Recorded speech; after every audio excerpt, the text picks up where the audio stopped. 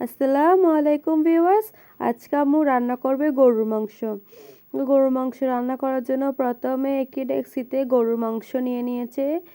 গরুর মাংস সলিড পিসের সাথে কিন্তু হাড়ও ছিল।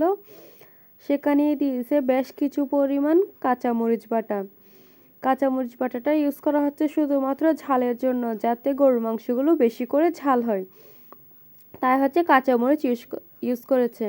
আপনারা যদি বেশি ঝাল পছন্দ না করেন তাহলে কাঁচামরিচটা স্কিপ করতে পারেন। তারপর দিয়ে দিবে সামান্য পরিমাণ আদা বাটা, সামান্য পরিমাণ রসুন বাটা, পেঁয়াজ বাটা, তারপর হচ্ছে মরিচ বাটা, হলুদ গুঁড়ি, সাথে বিভিন্ন রকমের মশলা বাটা, যেমন ধনে, জিরে, লবঙ্গ, এলাচ, দারচিনি, ওই রকম সব মশলা আম্মু একসাথে বেটে রাখে ওই বাটা মশলাগুলোই দিয়ে দিছে। আরও দিয়ে দিবে সামান্য পরিমাণ লাল মরিচ বাটা, সামান্য পরিমাণ গরম মশলা গুঁড়ি, আর হচ্ছে সামান্য পরিমাণ সরিষা তেল। আপনারা যদি সরিষা তেল বেশি পছন্দ করেন তাহলে সরিষা তেল একটু বেশি করে দিতে পারেন। দিয়ে ভালো করে মেখে নিচ্ছে। এটা হচ্ছে চামচ দিয়ে না মেখে হাত দিয়ে মাখার চেষ্টা করবেন, এতে মাংসের স্বাদ দ্বিগুণ বেড়ে যাবে। মাংসগুলোকে ভালো করে অনেকক্ষণ সময় নিয়ে মাখতে হবে। আমার আম্মুর হাতে যখন সময় কম থাকে তখন আম্মু এভাবে গরুর মাংস রান্না করে। এভাবে সব মশলা গরুর মাংসের মধ্যে ভালো করে মেখে নিয়ে চুলার মধ্যে বসিয়ে দিলে যতক্ষণে গরুর মাংস হচ্ছে ততক্ষণে অন্য কাজ করা যায়। তাই হচ্ছে আম্মু এভাবেই তৈরি করে যখন আম্মুর হাতে খুবই কম সময় থাকে।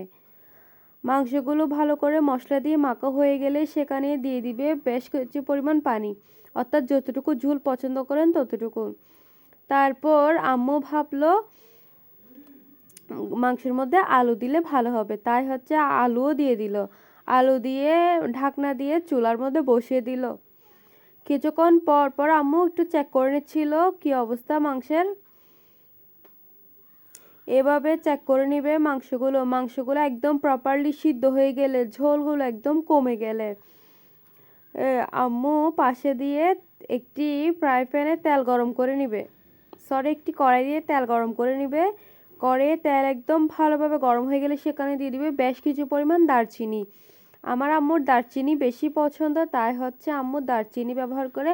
আপনাদের যদি লবঙ্গ, এলাচ বা তেজপাতা ওইসব কিছু ফ্লেভার ভাল লাগে তাহলে আপনারা ওইটাও ইউজ করতে পারেন। যতক্ষণে মশলাগুলো গরম হচ্ছে ততক্ষণে আম্মু মাংসগুলো চেক করে নিচ্ছিল। মাংসগুলোর মধ্যে লবণ একটু কম মনে হচ্ছিল, তাই হচ্ছে আম্মু সামান্য পরিমাণ লবণ ছিটিয়ে দিছে। লবণ ছিটিয়ে দিয়ে ভালো করে নেড়ে চেড়ে লবণটা টেস্ট করে সেই তেলগুলো মাংসের মধ্যে ঢেলে দিছে। মাংসের মধ্যে ঢেলে ভালো করে নেড়ে চেড়ে ঢাকনা দিয়ে নামিয়ে নিবে। আল্লাহ হাফেজ।